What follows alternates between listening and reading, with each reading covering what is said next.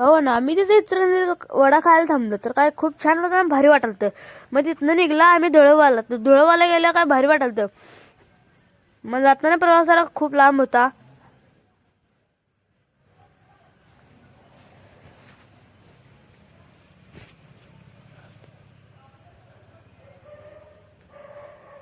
धुळवाला त्यांनी दर्शन घेतलं एकदम खूप छान आणि थोडं प्रसाद खाल्लं. मग तिथं पाऊस पडलेला, मग एकदम भारी वाटायला आणि एकदम कडक हो. मग बघितलं थोडं सगळीकडं.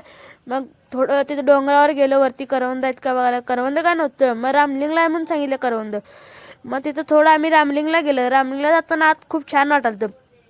व्हिडिओ गेलो एकदम टॉपचा वाटायला हो.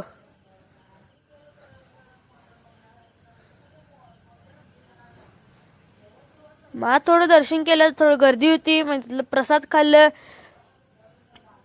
पार्ट 3 नक्की भावानो, लगेच बघा चॅनलमध्ये जाऊन सबस्क्राईब करा.